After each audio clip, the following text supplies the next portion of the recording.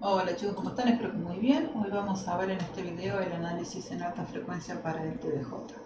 Lo primero que vamos a ver es una herramienta que se conoce como teorema de Miller, que es una herramienta que nos va a ayudar a resolver los ejercicios en una forma más sencilla. ¿Qué es el teorema de Miller?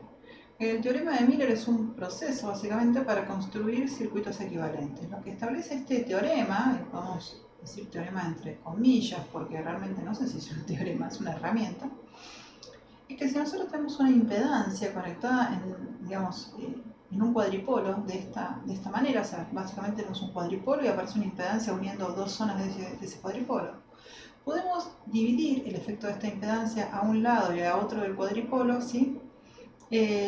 Utilizando algunas estrategias, son más matemáticas que de circuitos. Vamos a ver cómo podemos hacer eso. Entonces tenemos nuestro cuadripolo, tenemos una impedancia que no nos interesa que esté atravesada porque ya vamos a ver que molesta que esté de esa manera. Y decimos, bueno, yo quiero esta impedancia ponerla a un lado y a otro. ¿Cómo puedo hacer eso? Lo primero que hacemos es, vamos a llamar a la transferencia entre B2 y B1, le llamamos A, ¿sí? Como para acotar el nombre, para que sea más sencillo posteriormente. Bien, una vez que decimos, bueno, ahora mi transferencia B2 a B1 se llama A, lo que decimos es, bueno, ¿qué ve esta fuente hacia allá? No importa lo que hay dentro del cuadrúpolo, ¿qué ve ella hacia allá? Y lo que ve es una impedancia que va a depender de B1 y la corriente que entrega. Entonces, Z de Miller 1, vamos a llamar, es B1 sobre I1. Pero si nosotros tenemos dos fuentes, B1 y B2, que están unidas a través de una impedancia, podemos decir que I1, esta corriente acá, es B1 menos B2 sobre ZX. Entonces, si juntamos estas dos expresiones, podemos obtener, ¿sí?, la expresión para Z de Miller 1 en función de esta impedancia y de B1 y B2, que es lo que obtenemos acá. Luego voy a trabajar un poquito esta expresión, ¿sí? O sea, esta lo pongo acá, trabajo y obtengo esto. Posteriormente decimos, bueno, B2 menos B, sobre B1 habíamos dicho que lo íbamos a llamar A. Entonces, queda una forma más compacta. ¿Qué es lo que tengo acá? ¿Qué es lo que dice esto? Lo que dice esto es, la impedancia de Miller 1, en la que va a estar reflejada a la izquierda así del cuadripolo, va a ser esta impedancia ZX dividida 1 menos A. Si esta ganancia así de tensión, supónganse B2 a B1, es grande, porque podría ser, no sé, un emisor común, ¿sí?, por un ejemplo, entonces la impedancia ZX va a quedar dividida un valor muy grande, supónganse 100. Entonces la impedancia que va a quedar reflejada acá va a ser chiquita. Lo mismo podemos calcular para la fuente B2, ¿sí? Hacemos exactamente lo mismo, decimos la impedancia que ve esa fuente hacia allá es B2 sobre I2, pero I2, ¿qué es? I2 es B2 menos B1 sobre ZX. Haciendo eso, operamos un poco, despejamos y ponemos, en vez de B1 sobre B2, que dijimos que sería 1 sobre A, juntamos todos los conceptos que hicimos previos y obtenemos la expresión para Z de Miller 2. Fíjense que si A es grande, 1 sobre A es chiquito, o sea que este término casi es unitario, con lo cual la impedancia de Miller 2 va a ser muy parecida a la impedancia X si la ganancia es muy grande. Ahora, la pregunta es esa ganancia muy grande? La respuesta va a ser depende de la topología. Si estamos frente a un base común, vamos a ver que no. Pero bueno, eso lo van a tener que ver caso a caso. ¿Sí? Pero bueno, el teorema de Miller es bastante útil. ¿Qué puede ser esta impedancia? Puede ser una resistencia, podría ser una inductancia, podría ser un capacitor o podría ser alguna combinación de ellos. Vamos a ver dos nada más. Vamos a ver qué pasa si la impedancia es una resistencia y qué pasa si es un capacitor, que es lo que más vamos a utilizar, ¿sí? La resistencia sería, para que lo tengan en cuenta y no hagan como monitos siempre en forma mecánica la misma cuenta, porque ya después cuando veamos la práctica les vamos a contar por qué les damos esta parte primero. Bien, si yo tengo ZX y lo reemplazo por una resistencia, simplemente ZX va a ser RX, reemplazo RX acá, y lo que me va a quedar es que la resistencia de Miller 1 va a ser Rx sobre 1 menos A y la resistencia de Miller 2 va a ser Rx dividido 1 sobre 1 menos A. Lo mismo, si A es muy grande, esto es chiquito. Si A es muy grande, R de Miller 2 es igual a Rx, ¿sí? Si A es muy grande, bajo ese precepto. Bien, ¿qué ocurre si es una capacidad, que es en donde más lo vamos a utilizar? Es una capacidad, ZX, reemplazamos ZX acá y obtenemos que la Z de Miller 1 es esto y la Z de Miller 2 es esto. Entonces, si se fijan, es 1 sobre S y una gran C. Todo esto podemos decir, todo esto es la capacidad de Miller 1. Entonces, la capacidad de Miller 1 va a ser la capacidad que está atravesada por 1 menos A, y lo mismo, todo esto que está acá va a ser la capacidad de Miller 2, va a ser esta misma capacidad que está atravesada por 1 menos 1 sobre A. Entonces, ¿qué es lo que ocurre ahora con los capacitores? Que si la ganancia es grande, la capacidad de Miller 1 va a ser, supónganse que A vale menos 99, la capacidad de Miller 1 va a ser 100 veces la capacidad que estaba atravesada. Y al revés, la capacidad de Miller 2, lo que va a quedar es que este término es muy chiquito, esto casi es unitario, con lo cual la capacidad de Miller 2 va a ser muy parecida a Cx. ¿Sí? Todo esto siempre suponiendo que A es grande. Bien, terminamos con el teorema de Miller, que es una herramienta que vamos a utilizar al final de esta presentación. Ahora vamos con el modelo de Giacoletto. ¿Qué es el modelo de Giacoletto? Ustedes ya lo vieron, el modelo de Giacoletto, nada más que no les dije que se llamaba así. Se llama modelo de Giacoletto o modelo híbrido pi. ¡Tarán! Ustedes ya vieron esto, pero con algunas cosas menos y algunas cosas más. O sea, estaba un poco cambiado. ¿Sí? Recuerden cuando vimos el modelo híbrido, vimos que había una resistencia que se llamaba HIE, había una fuente que se llamaba RE, estaba el HF por I de base y el HOE. De todas esas dijimos el HOE lo despreciamos, el HRE lo despreciamos y nos quedamos con HFE y HI.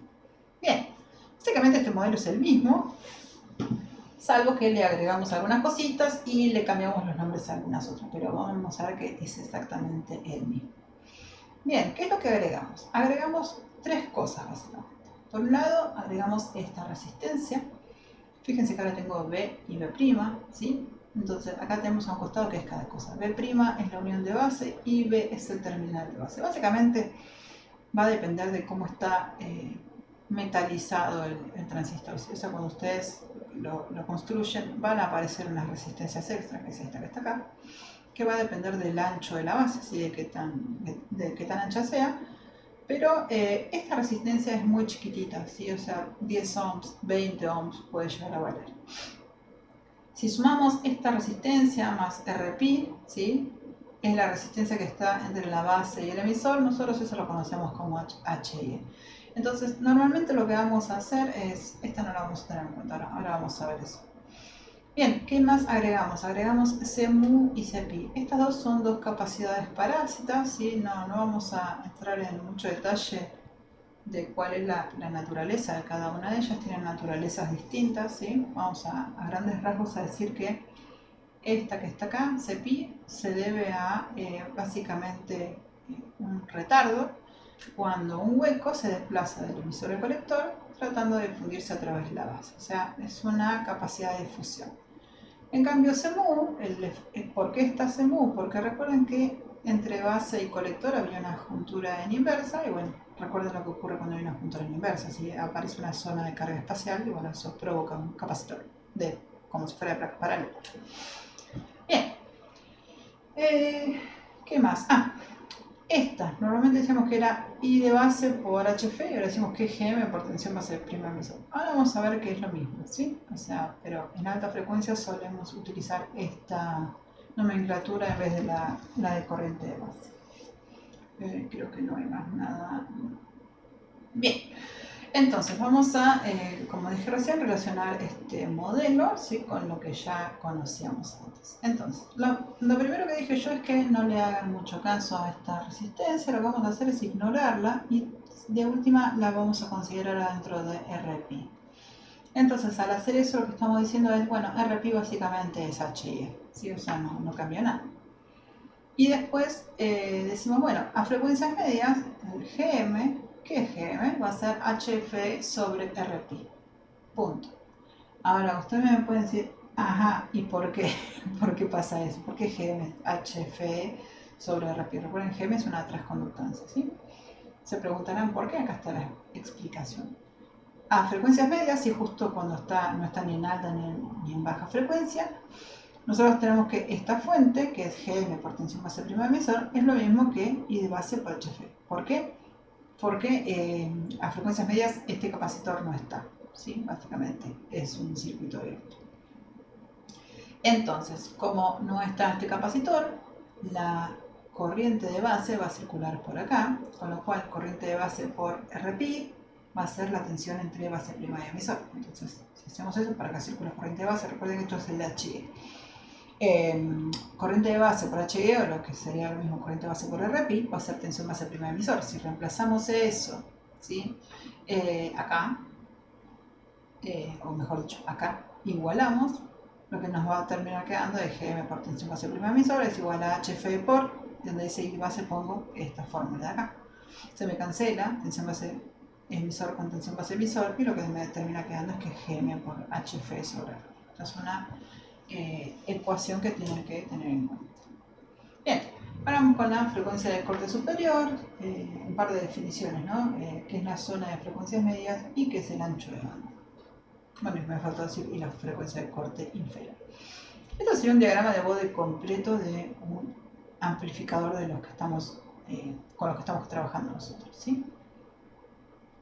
Entonces, en este diagrama de Bode lo que vamos a ver es que tenemos distintas zonas de trabajo y las zonas en las que vemos que empieza a caer, ¿sí? la ganancia va a depender básicamente de dos cuestiones, o bien de los capacitores externos de los que nosotros agregamos, o bien de los capacitores parásitos.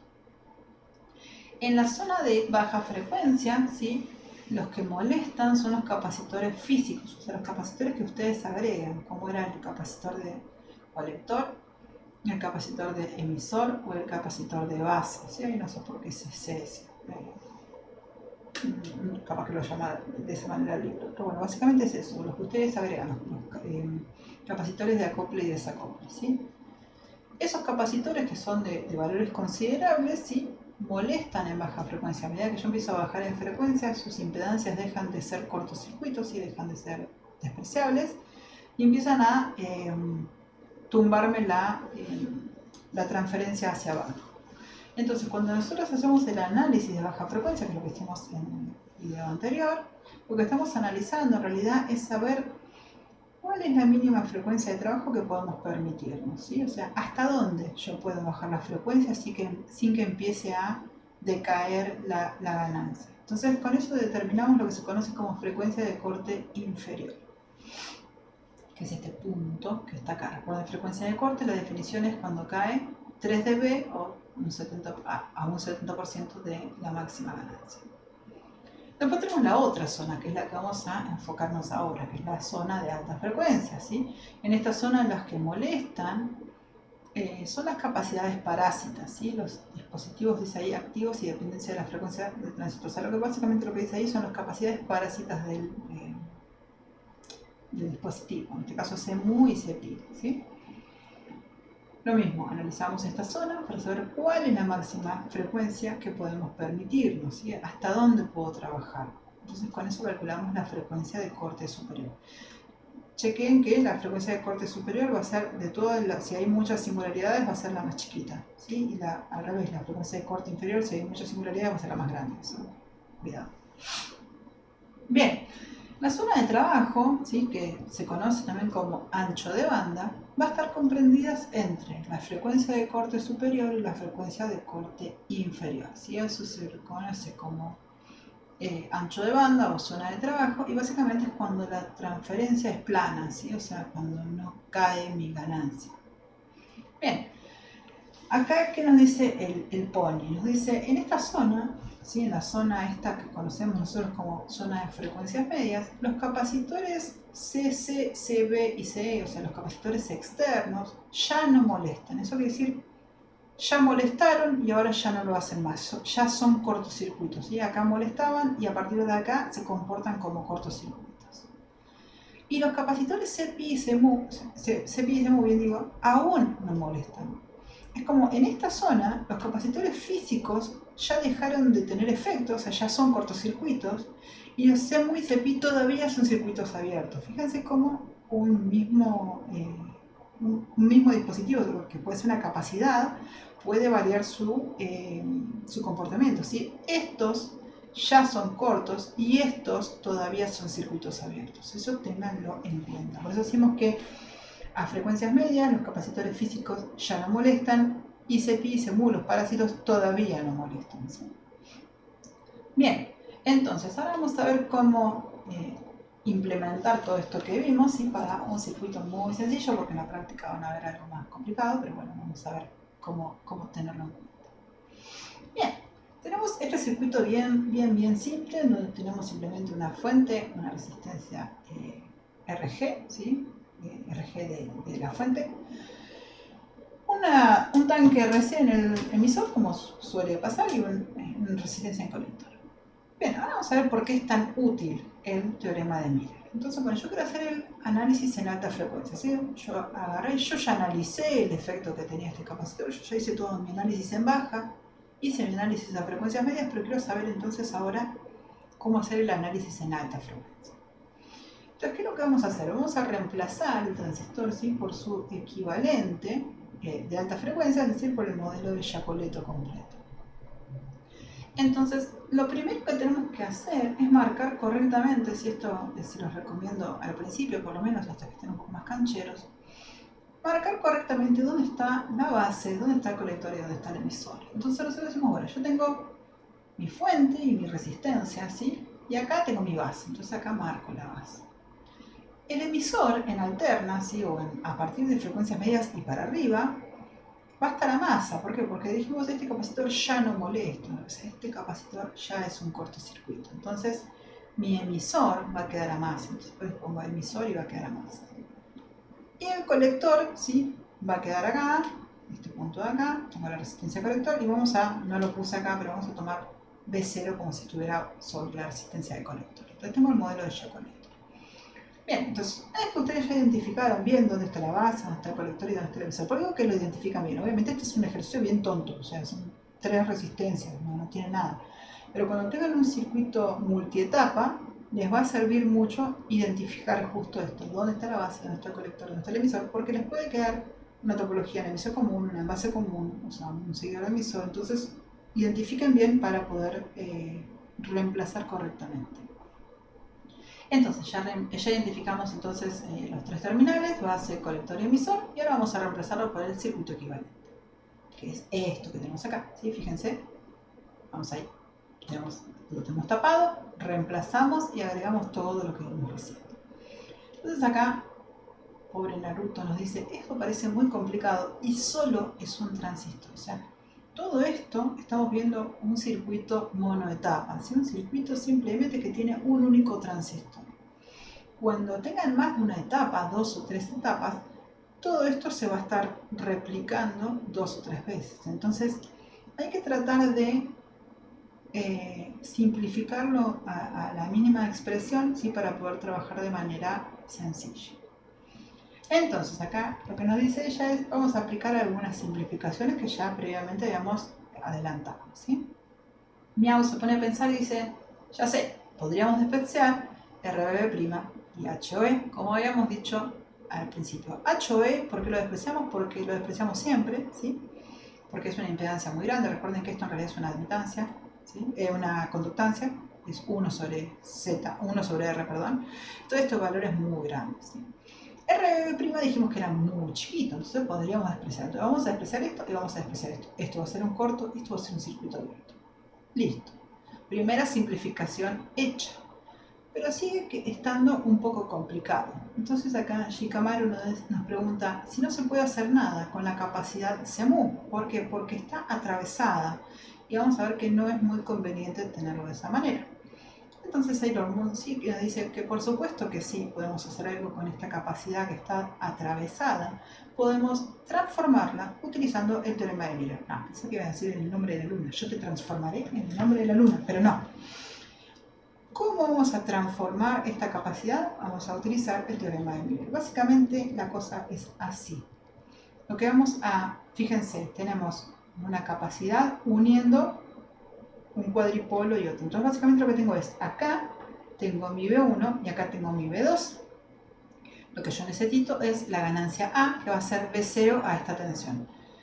B0 a esta tensión. ¿Qué es esta tensión? La tensión base prima emisor. ¿Sí? Entre este punto y este punto es esto, B' emisor. Entonces, si yo digo Gm por tensión base prima emisor, que es esta corriente, ¿por dónde va a circular? Por acá.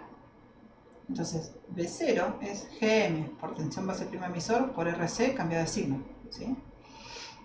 Dividido tensión base prima emisor, ya tengo la ganancia A, o sea, A es Gm por Rc, cambiado de signo, negativo. Ah, ya está, es muy sencillo. Entonces, sabiendo el A, dijimos A es Gm por Rc, cambiada de signo. ¿Sí? Vamos a aplicar el teorema de Miller. Entonces, aparece reflejada esta capacidad de un lado y aparece reflejada esta capacidad del otro. ¿Qué es esta capacidad? Esta capacidad dijimos que era C de Miller 1, era la capacidad que yo tenía atravesada, en este caso sería C mu, multiplicada por 1 menos A. Y esta que está acá es capacidad que está atravesada por 1 menos 1 sobre A, que es lo que tenemos al principio. ¿Sí? Ya está. Esto no puse las ecuaciones para no seguir engrosando. Pueden volver arriba a donde dijimos teorema de Miller y tiene la fórmula de C de Miller 1 y C de Miller 2. ¿Sí? Básicamente es esta capacidad multiplicada por 1 menos la ganancia o multiplicada por 1 menos 1 sobre la ganancia. Entonces ya está, tengo dos etapas desacopladas. ¿Por qué quería tener dos etapas desacopladas? Porque ahora podemos hallar los polos de alta frecuencia de una manera muy sencilla. Tengo una etapa, si quiero hallar el polo de esto, simplemente lo que voy a tener es la suma de estos dos capacitores, porque están en paralelo, C' más C de Miller 1, 2pi, porque quiero que sea frecuencia y no radianes sobre segundo, quiero que sean hertz y no radianes sobre segundo, multiplicado por esta resistencia en paralelo con el RG. ¿Por qué? Porque esta fuente ¿sí? va a ser ideal, con lo cual su impedancia interna va a ser 0, entonces me queda esta resistencia en paralelo con esta. Ya está. Frecuencia del polo, 2pi, suma de los capacitores, resistencias en paralelo. Va a ocurrir lo mismo con esta zona. O sea, ¿cómo va a ser el polo de esta etapa? RC en paralelo por C de Miller 2 por 2pi. Ya está. Y esta, Noelia, ¿qué hiciste con la fuente de corriente? Lo mismo que hice con esta.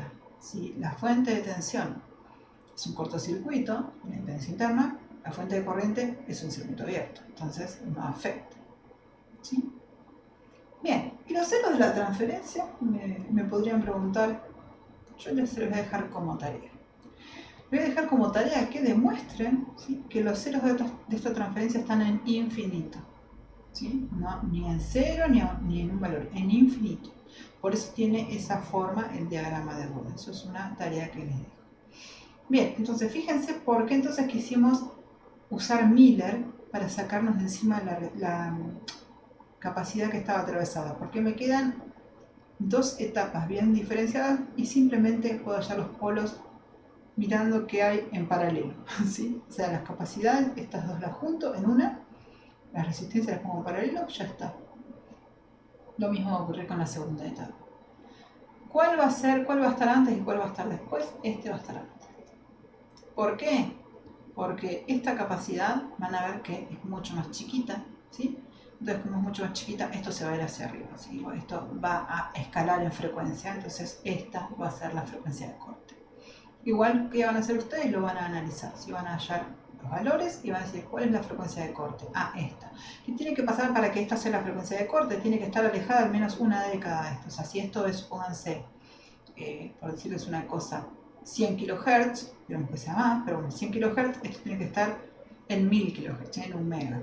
Entonces ahí podemos decir, ah, esta sí es la frecuencia de corte. Bien. Por ahora, esto es el fin de la presentación. ¿Por qué? Porque, bueno, prefiero que vean las cosas más en la práctica y que jueguen un rato. El próximo tema es transistor unijuntura. Pero bueno, ¿qué es lo que tienen que hacer entonces ustedes? Hallar la ganancia A, ¿sí? Hallando la ganancia entre esta etapa y esta etapa. Y posteriormente aplicar lo que habíamos aplicado por acá arriba, cuando tenemos el teorema de Miller. Dejen que lo encuentre. Acá. Esto, ¿sí? Capacidad de Miller 1 va a ser C mu, en este caso por 1 menos A. Capacidad de Miller 2 va a ser C mu por 1 menos 1 sobre A. Bien, eso es lo único que tienen que hacer. La cosa que nosotros capaz que le vamos a pedir es que hay una cosa que decimos nosotros es verifiquen el Miller. ¿Qué quiere decir verificar el Miller? Cuando ustedes calculan esta ganancia, si ustedes van a decir que A, si la ganancia la ganancia que usan para hacer el teorema de Miller es esta fuente multiplicada por esta resistencia dividido esta tensión. O sea, básicamente les va a quedar Gm por Rc. Al hacer eso, ustedes lo que están diciendo es que esta impedancia no la están teniendo en cuenta. O sea, y no, obviamente no la están teniendo en cuenta, pero después lo que tienen que corroborar es que esta impedancia sea mucho más grande que esta. Eso es una cosa que a nosotros como cátedra mucho no nos gusta, porque es como una definición recursiva, no es como un perro que se muerde la cola. Yo aplico Miller para calcular esto, pero a la vez supongo que esto no está y que no afecta. Es como, a mí no me gusta mucho la definición del teorema de Miller, por eso yo digo que no es un teorema, es una herramienta. Pero bueno, ustedes lo que deberían, una vez que hacen Miller, lo que tienen que verificar es que a la frecuencia de corte, este capacitor, la impedancia de este capacitor sea mucho más grande que RC. ¿Sí? Eso lo tienen que hacer siempre. Pero bueno, lo vemos en la práctica. Bueno, espero que les haya gustado este video. El próximo tema es transistor unijunto. Y bueno, cualquier cosa nos preguntan en jueves. Nos vemos, chicos.